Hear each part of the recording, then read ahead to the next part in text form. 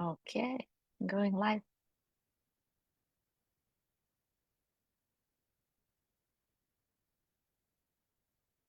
So, today I'm going live from, um, okay, hi, Amy is joining us.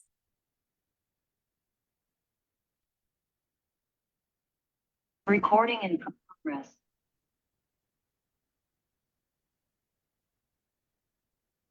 Hello chị.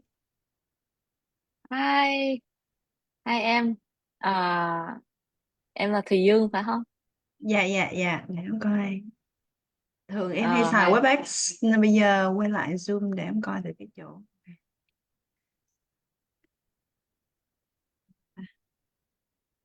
hi Thùy Dương. Chị, Where are you dạ, calling from? Um, em in you're in Dallas. also Dallas, right? Yeah, Very near yeah. to me, Toronto.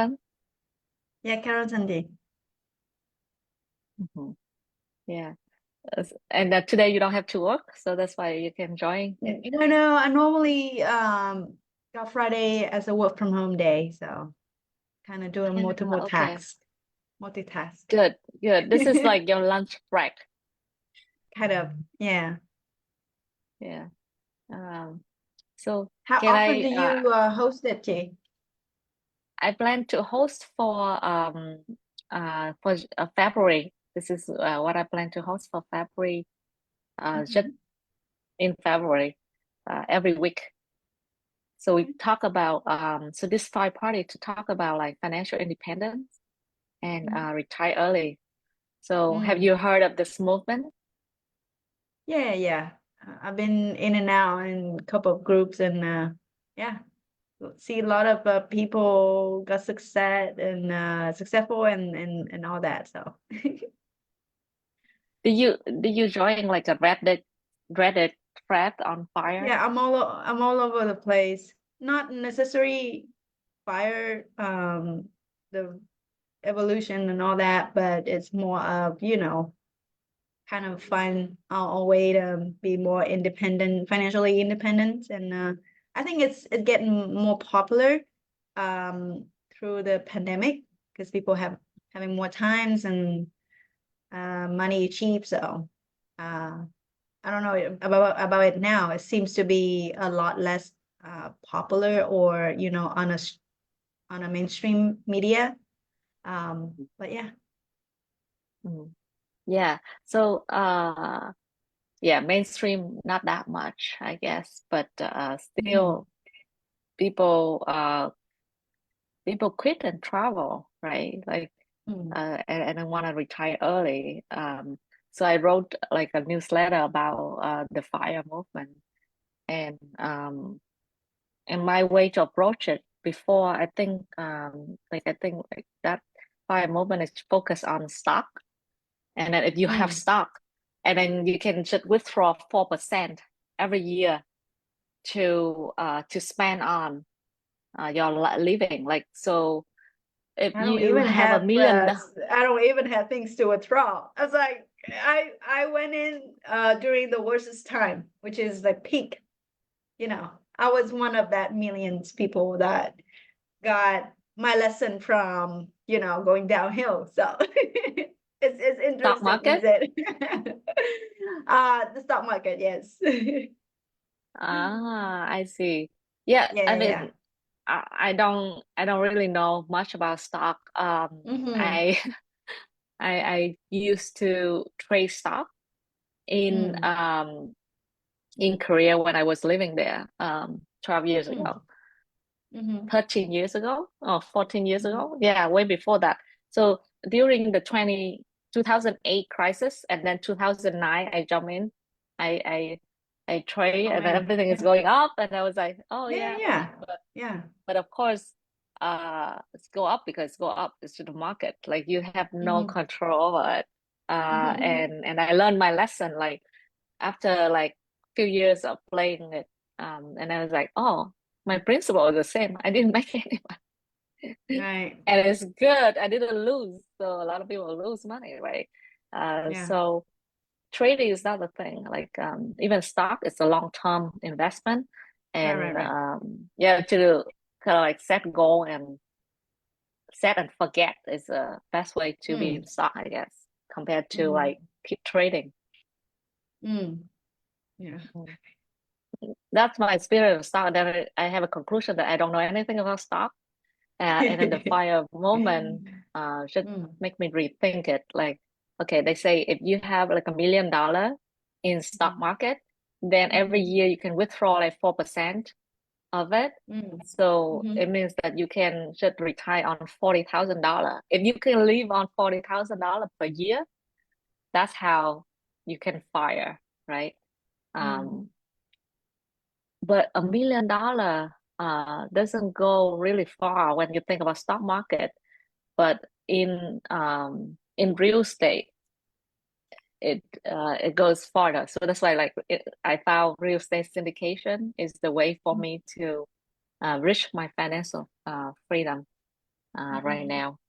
So with $1 million, you can invest like $200, like $200,000 each year, and then on year six, you kind of like free. So I don't know whether you see that newsletter I wrote, but that's the concept.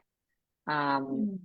and yeah, and that's why I'm passionate about this, and to let more people know about like there's different way to achieve their financial freedom. So everyone has to have a number. What is your freedom number, if you don't mind?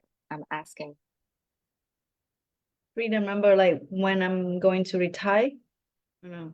Oh, I mean, like, or optional, like job uh-huh. is optional, right? I don't typically have a number because I think it's well, I do have, but it's short term. I don't plan anything long term because I think my philosophy is that life change a lot, and then even if you're saying you have a 10 years plan, it will change, and then along the way you find it it's your gut telling me if it's right or wrong. I have a short-term plan, and it's pretty much a very moderate one that I'm looking for, you know, for now is enough to in 10 years, let's say, right? Or in 5 years, um, I can support my family. And I'm still working, but that is, for 10,000 a month just in passive income. So it cover, a lot in expense, and if we want to live a more uh, you know uh, way of enjoying life rather than just work. Yeah. Uh, so are you in your 30s now, or I am in my 30s. Yeah. yeah, yeah, early 30, like I'm hit 35. 35, yeah. So I figured out before I turned 40, like in my 30, I couldn't comprehend like 5 years or 10 years planning. Mhm, It seemed too long to me. And then I turn around, it's like, oh my God, decade just passed since I came to the US. It's like mhm, 13 years already. And it mhm, seemed like a different life, right? Uh, so it's hard to make any investment or commitment that is gonna last like 5 years, 10 years. Um, but right now, when I think about it, I can think it in the terms of longer term now. Now that I'm mhm, getting older, that's crazy because when you get older, time's just passing by so fast because your life is just longer already. mhm, Like I live 42 years already. So relatively things going so fast. And so that's why I like to plan like in 5, 10 years now. Also, it make more sense because the more commitment you are into one asset class or into a certain investment, then the better you at it and the more knowledge you gather. For example, I was just curious about real estate in 2017, right? But now I turn around, like I'm in it for more than 5 years now. So, uh, and I understand about it enough that, Mhm. hi, Bella, Hello. So how I'm are you doing? listening. Very good, Yeah. thank you. I just got out of the shower. That's why I'm looking like a wet chick, but here I am. Oh, got our shower, fresh shower, refresh shower. Yeah. That's awesome. Yeah, So I'm sorry that I look this way, but I'm sorry. Go ahead. Go ahead. you look awesome. Oh, thank you. Yeah. So, yeah, we were talking about like how we would think of a fire, like fire means financial independence, to retire early. Mm-hmm. Obviously, you already retired. I know Bella, like Bella, his Amy lives in Dallas as well, and Hello, Amy. Hi, Bella. Hi. I live in California, in the Los Angeles County area. My city is actually in Covina. But if I may share a little bit about, in terms of like, if you are still working, I retired after 30-ish years of service. And I tell you, I do not believe that I could have lasted that long if I did not have the mindset. And the mindset was really incredibly simple. When I first met my parents-in-law, at that time, then, my husband Rob and I were dating. We had a very quick courtship, but we knew each other for 7 years. Anyway, at this time, maybe I was in my 50-ish, late 40s, and my mother-in-law, who was not my mother-in-law then, asked me, when are you going to retire? It's like, it's like, So I told her just whatever came to my mind, and I told her a couple of years. But then when the couple of years came, I said, wow, that was not so bad. I said, and if somebody asked me, I would, when are you going to retire? I said, a couple of years. A couple of years just made it so easy for me to reach that goal, because if I were to think 5 years, I don't think I would have been able to handle it. Right? So little bits at a time, and I was able to get there. So that's why I'm thinking also, the mindset for investing, that I should approach it that way, because then it's easier. You have that long-term goal, but it's kind of like in the background, you entertain in your mind 2 years. Right?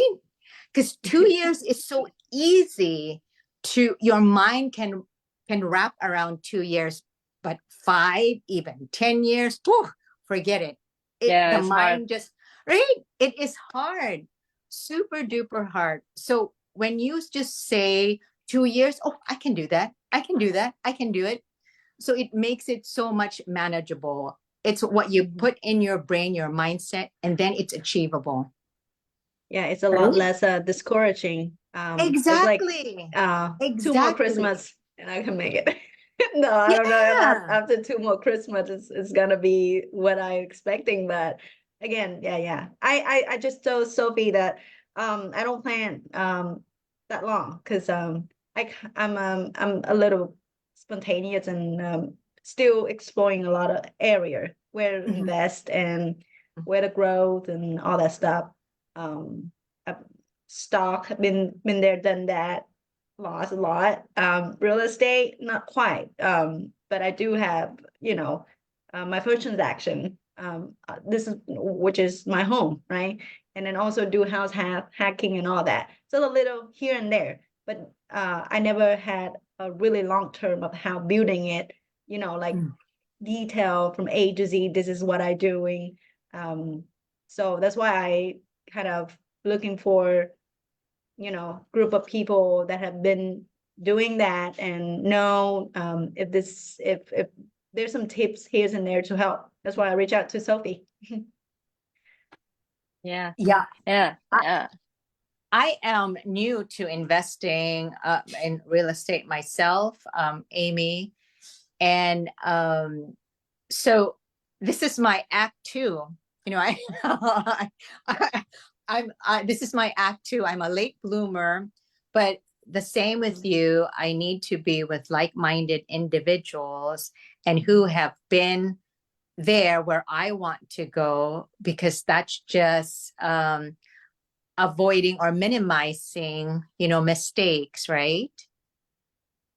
Right. So I'm very thankful for Sophie and the community that she has created, because there's a passion there, you feel supported, there's comfort, right? I mean, each of us still take responsibility for our own actions, but if we're learning from each other, collaborating, borrowing each other's confidence, each other's brain cells, you know what I mean? I think we can go further as opposed to just doing Totally. it by ourselves, right? Yeah, totally. So Exactly. for me, I owe my I owe whatever I have right now to a lot of people who Mhm. really advise me on stuff, like encourage me, talking to me on the phone for like hours to really coach me and help me to get there. So it basically opened my mind to new things because Right. there's a lot to learn. Even inside real estate, there's so much to learn, and I think for me it was like an immigrant, right? So moving here, knowing no one, it was very hard to comprehend in my mind. I Mhm. couldn't I couldn't imagine one day I would be a millionaire. I couldn't imagine like one day I would have what we have right now. Like I have like a family. Like I can bring my mom, my sister here. I couldn't imagine having the life that I'm having right now if I don't venture out of my comfort zone Mhm. and meet new people and constantly Absolutely. meet new people and learn new things Mhm. And really strive for what I want to do and strive for what I believe that possible. Because everything is possible. It's Yes. amazing. Yeah. It's like whatever you want, you can get it. Mhm. Okay, Mhm. dear Sophie, if I can ask, I don't know if what is the agenda, but if I can ask these two questions quickly, is that first of all, I know that you just moved to Dallas Fort Worth, so why Dallas Fort Worth, right? Because I know you're saying uh, uh Yeah, I remember I saw something You about sorry. Dallas, like your slide on Dallas Fort Worth and all that. And then second mhm. would be, what would be the main difference why you move from residential to syndication? Mhm. Yeah. So first question is why Dallas Fort Worth? So I was living in Austin for 3 years before I moved to Dallas. So first is my husband got a job in Dallas, and Mm. they want him to be in office for 2-3 days a week. Oh, okay. So uh, so that's one reason. Another reason is I've been going to Dallas a lot too for all this opportunity, networking. It's a bigger city than Austin, and there's a Mhm. lot of event for real estate, especially commercial real estate. And what what I've been learning is multi-family investing. Also, they meet a lot in Dallas, and the 4 apartment complex that we invest in, they are all in Dallas. Mm. So I feel like it's a good opportunity for me as well. Come to Dallas and then have a better network and also be on site to the properties that I'm investing in. Yeah, so that's why Dallas. And why transition from residential to commercial? Uh, so people of course, I see people in commercial, people in multifamily make millions of dollars, right? I see that. But to get there myself, it feels like overwhelmed. It feels like a lot. Like I don't know whether I know anyone like that I know like in that, even in And that it seems business. like you need a lot of you need a big a deep pocket to be able to join that too. Is that right? Yeah, it seemed like that. Yeah, it seemed like that. It seemed like you have to build up in residential real estate, and then if you have millions of dollars already, then you go to commercial. But it's not really like that. When I'm in commercial, then I see there's like people who young, and they okay, they have some money, but it's not like they have zero money or they have millions of dollars. Like people are like normal people like us, and they just decided to go into commercial, and that's how, because they know that the growth in commercial is exponential, and when when you grow, there's more room to grow, and it's just so much room to grow that it's like when you're in a career, right? Then when I was a scientist and I joined a place, and okay, you're a junior scientist, then you're a senior scientist. What's next? Like the most thing you can be is like the head of the R&D department. That's it. Okay, that's it. No more. But if you go in a different track, in management, or basically you have your own company, your role is unlimited. So that's how residential and commercial to me. It's just different room, and you can roll to whatever you want to be, instead of getting capped. Because in residential, you cap as your own ability, uh, to own your own time. Like you cannot leverage a lot of other people's time, and you cannot leverage a lot of other people money. So basically everything building wealth is about leverage. You either leverage your like leverage time, leverage money, leverage tools. So like, AI or computer sitting there doing all the work, that's another leverage of technology and everything. But leverage other people time and other people money is the, like, you cannot build wealth No. without doing that. Mm-hmm. Yeah. Mm-hmm. So all startup, all companies doing that, and commercial, just imagine when you go into an apartment complex, there's people sitting there doing the job that they hired to do full time. So they professionally manage it, and because um, it has enough money generated, that asset has enough money to hire them, to pay them. But the single family house management run by management company as well, but it's kind of bad if managing each single family's house is a lot of work and not getting paid really well. So it's unstable. It doesn't create enough an economy for it to be stable. Mm. So that's why a lot of big fund, you can see that they buying real estate and they buying single family house. But a lot of them, all these apartments are the most stable thing that they invest in. Single family house they invest in for different reasons. But like most of the REIT that you see trade on the stock market, a lot of them, hold single family, no, hold multi-family and apartment complex in their holding. It's a big Do part you have of a lot any? of private home.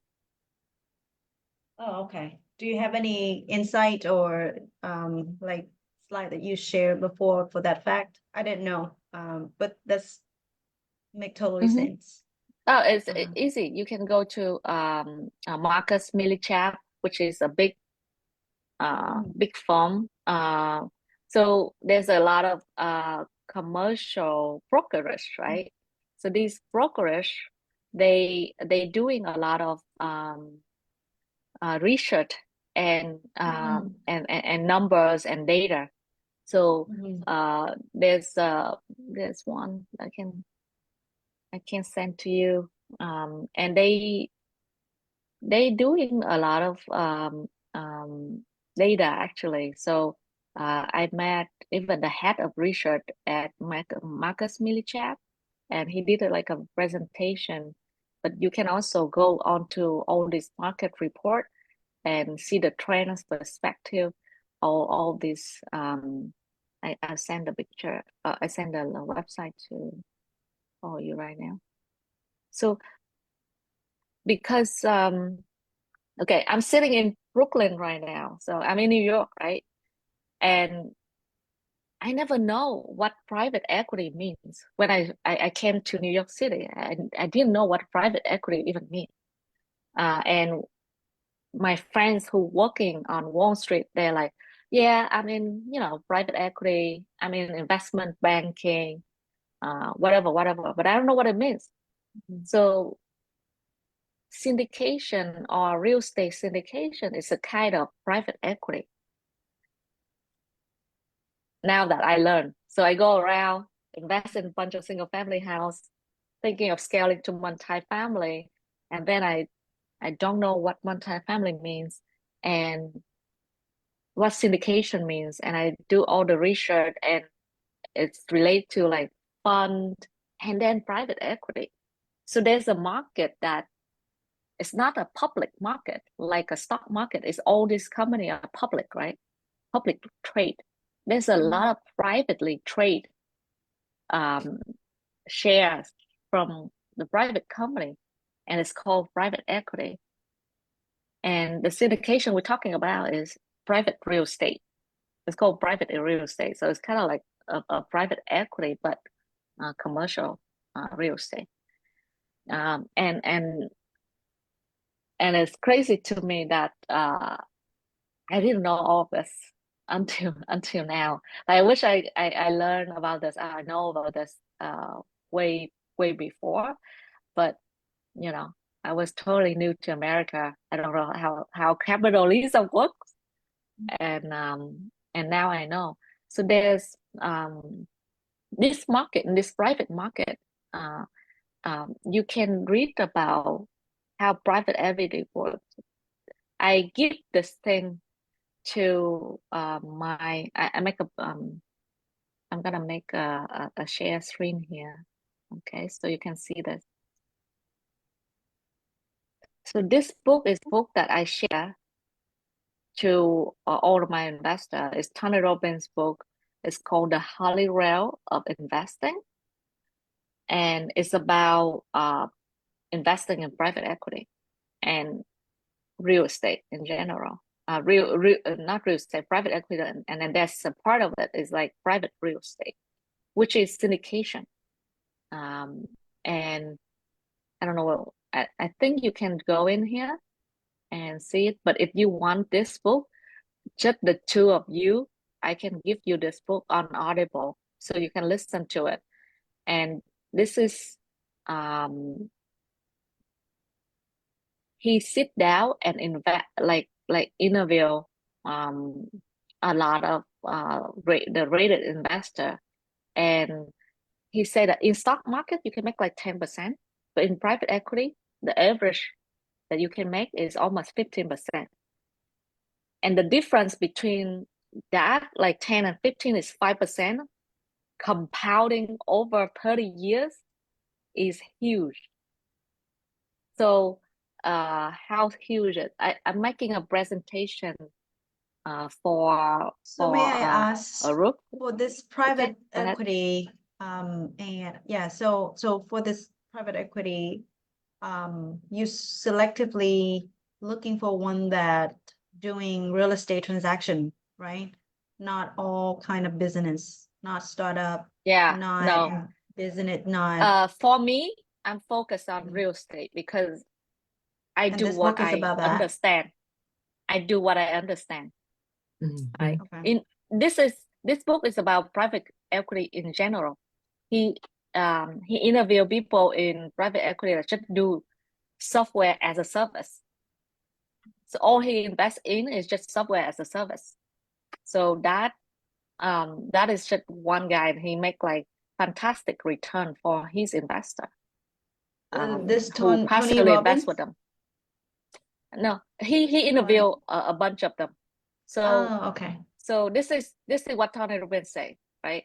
I want to show you this because Mm. if you put $1 million in stock market 35 years, you will get $26 million without doing anything, because the return is 9.9% for the average stock market. But if you put 1 million in private equity, it's gonna be worth $139 million for the same 35 years period holding. The difference between 26 million and 139 million is the difference on like on private equity and stock market when you see like compounding over 35 years. So this is one of the talk that I'm gonna give in the Real Estate Expo in New York coming soon, tomorrow, and I'm gonna share the slide with you because that's how a lot of people with high net worth people they use to invest, and they're not only in the stock market. Yeah.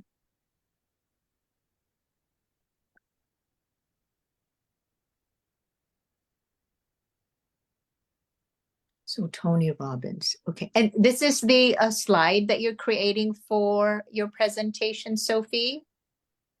Yeah. Gonna do a similar presentation you saw on Facebook, but this time a little bit different, but it's quite the same, because that's the message that I want people to know, because a lot of people don't even know this, right? Because it's reserved for rich people. It's reserved for people with high net worth, Right. like this person, right? Mhm. He's a partner in venture capital, but a lot of his money he put into private equity, which is like syndication, real estate like this. And because he's high net worth, so these available to him.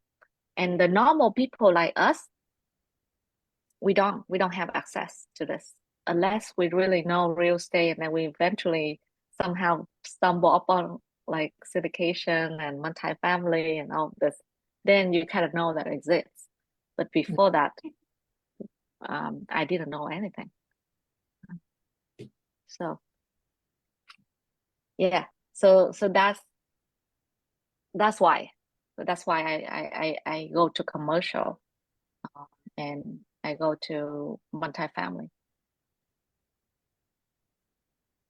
Multifamily real estate or apartments is a business, right? Like the business that you buy the apartment and then you rent out to the renter and you collect the rent. That's the simple business that I guess everyone can understand. I can understand.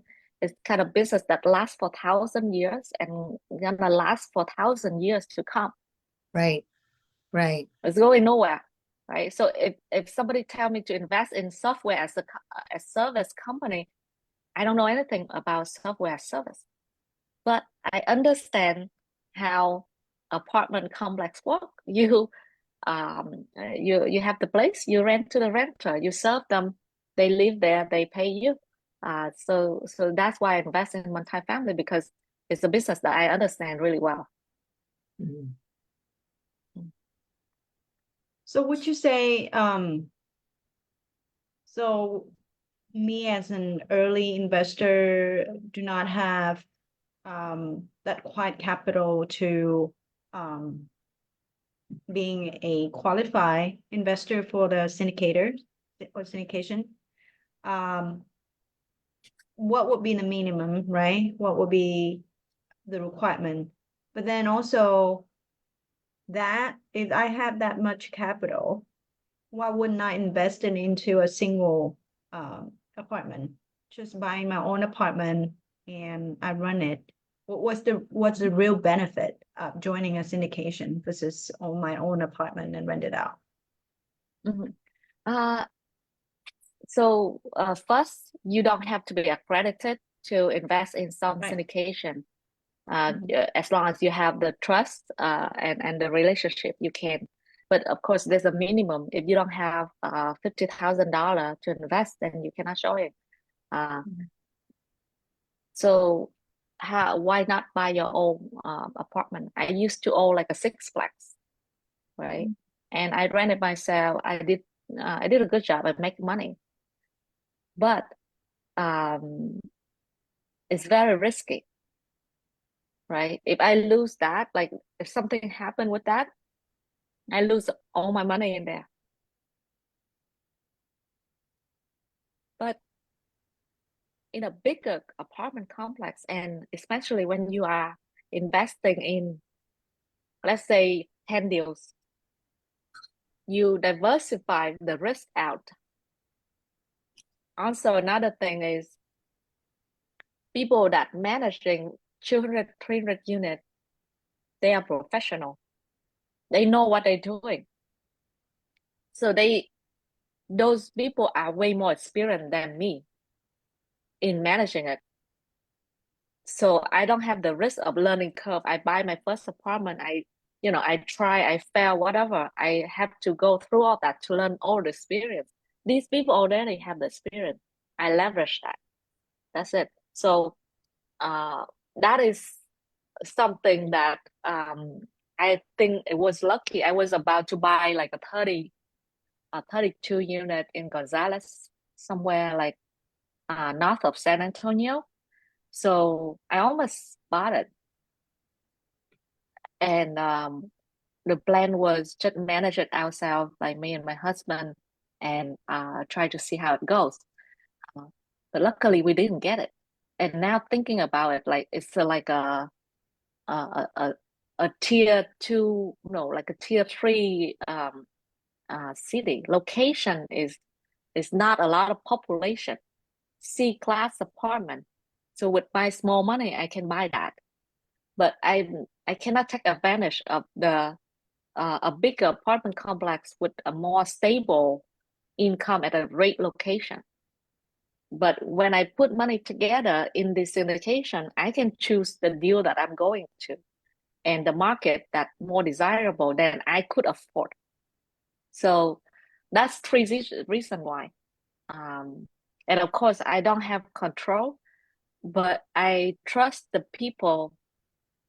They have way more like, and do due diligence on them as well to see whether they have way more better track record, that they've been doing this several times and they've been really successful. Then I bet my money on them. So that's why I do that instead. So for example, if you are a individual contributor, right, you just keep doing it, managing everything by yourself. But when you become manager or director, you have to depend on a team. And it's kind of like that. You have to leverage other people, time, skill set, and that's how you roll. But if you keep running things by yourselves, keep being individual contributor, then your income will not grow much. Okay, you can grow, but Not as maybe fast. not yeah, or not as fast. Yeah. And there's a lot of risk in that because once you lose that one thing or something happened to that complex, then it's not and you get a setback really big on your capital and your investment.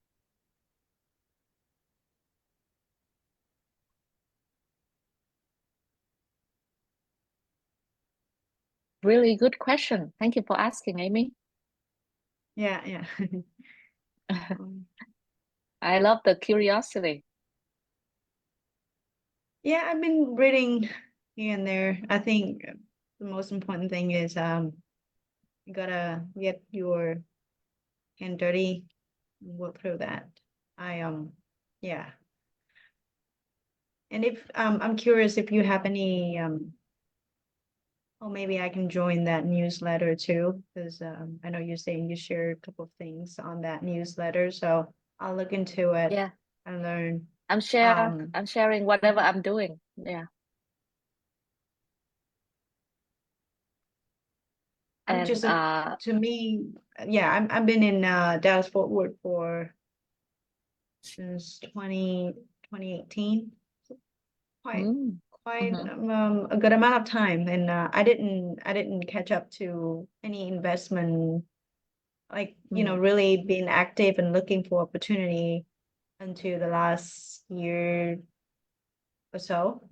Um, and by the time I think I'm just so afraid that the market is already at its peak. Um, and yeah, it's kind of fears that you're trying to time it, but And you just like you get so reluctant and you just stand outside and you look into it. Um, so that's where I am right now with the real estate. mm. How is it going? Like, how do you feel now after looking at it for a while? It's very expensive.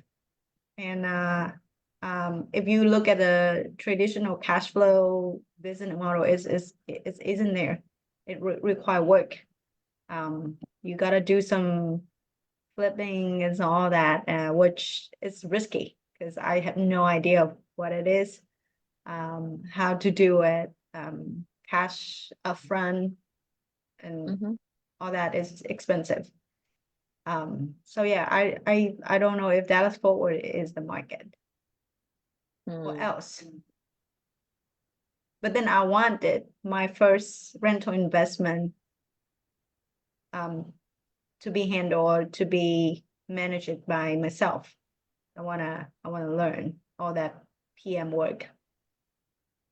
So maybe you can help kind of unfold some myths there because it looks expensive to me. I look every day, all the new Well, listing coming, but um, yeah. uh, okay, if you talk about residential real estate, my experience is, Mm. if you buy on market, it's hard to find a good deal. Mm. So all, so people say that real estate buying it for cash flow. Honestly, not a lot of cash flow. The Mm. money you can make in real estate, most of the money you really make is when you buy. Right. So you have to buy a really good deal. Mhm. Then you make money. If you don't buy a good deal, the only friend that you have at a time is time. You have to wait. mm, That's it. Mm. And time and buying right and sell like will make you money. But honestly, like the cash flow is not a lot of cash flow. Um, maybe you go to Ohio, Midwest, you will have some decent cash flow. Kansas City, I heard some cash flow there. But Dallas Fort Worth, like the mature market, like a big mature market, there's no cash flow. All you have is appreciation. And Mm. cash flow is kind of like you have there, so you can like whatever difference between the renter pay you and the mortgage and Mhm, mhm. insurance and tax, which is constantly going up, right?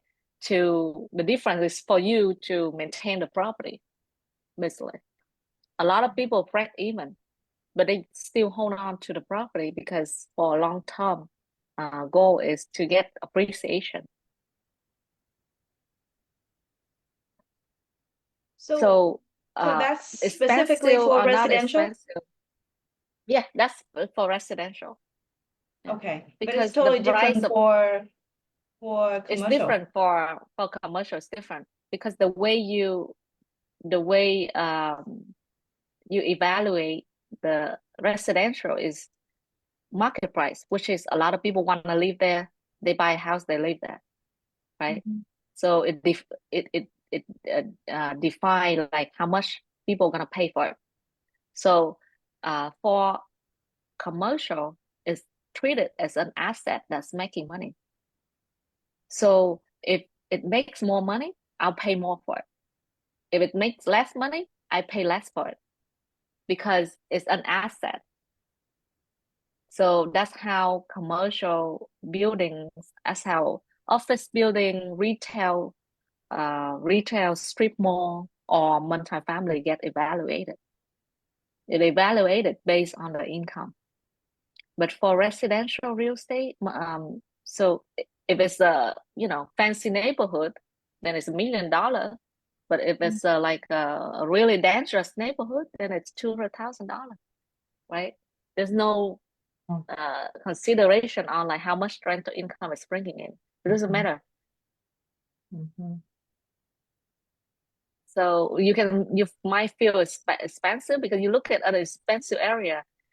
So if you want to look at cheap area, you can go to Kansas City outside somewhere, and then you see that property. You can buy it in Ohio for $30,000. You can buy a house, right? And you can make some cash flow there. But I don't know whether Ohio in 5 years it's gonna gain the equity that you want, right? But people that buy in Dallas or I don't know, even New York City, they betting on, or California, Beulah, they betting on the appreciation that the property have, which is gonna be a lot. So when I first started in real estate, I also think like I was learning, cash flow, but there's no cash flow. The most money made is in equity and in appreciation. And that's why a lot of investors invest in Ohio, in Midwest. Okay, they can invest there, but I don't see anyone get big there. But the appreciation in New York and California for the past 30 years has been consistent of 7%. So that's why, Bella, you see your house price go up, and it never never stop, because in those markets it's so strong that it should keep going up. And you rather bet, if you have money, you rather bet on something that constantly, like the past 30 years, been having the same pattern, right? Right. So after I learned all of that, I was like, okay, so it's not about cash flow. The cash flow is to help you to hold the property. It has to have some money to hold the property, so you don't really like subsidize the money to the property every single month. Right. But it's overrated because you get maybe $100, $200 a month on the work that you put into. Right. Like there's so much work that you put into to keep tenants and to manage the property and everything, and you get paid $200 per month. Is it worth it? No. But if your property appreciate like $100,000 in 5 years, that's maybe something to look into, right? That's maybe, right? So, but if you go to Ohio and you buy like a property that $30,000 and you get some cash flow, and then in 5 years you sell it for $50,000, great, you make great return. But how much return is it? $20,000 over 5 years, like $4,000 a year. The amount of appreciation is so low compared to other strong market that it's not even worth it to do the same kind of work, which is landlording. So that's my perspective on cash flow. Yeah, you have to have cash flow, but cash flow is not everything, and cash flow will not make you rich.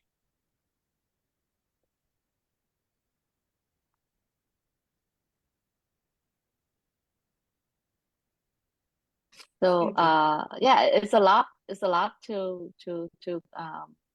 but it's very interesting if you learn and you see all this, and if you go out and network, people will tell you about their experience, and everyone will experience different things. Yeah.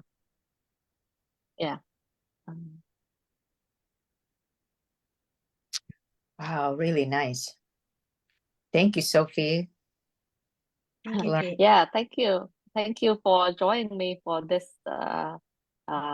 fire party. We talk about different things, but I guess it's all for our knowledge, so we can really uh, strategize to get to financial freedom. Sophie, how often do you do the fire meetups? I do every Friday around this time. So for the whole February. So I have a maybe three events like this already. Mm-hmm. And so yeah. you'll So have it. next month. Mhm. Yeah. So this is the last fire party that I'm hosting. So I'm trying out different things to kind of push myself to create content more, and also to have hopefully help someone. So today we got you and we got Amy to talk to. So that's awesome. Yes, agree. So you're not gonna do any more fire parties. This is your last? Yeah, this is my last for this month. So next month, I'm planning to do more in person. So I have 2 virtual events right now. Next month, I'm gonna go do like really in-person event, one in-person event, and maybe reduce one virtual event, because I'm gonna turn that into in-person. I see. And where do you plan that in-person event? Just there in the Dallas-Fort Worth area? Yeah, in Dallas. Yeah. Do you have the date for that? The I have March. One second, let me look. March, like every Tuesday. I want to host every Tuesday. Launched. So first event will be in March 5th. Yeah, March 5th.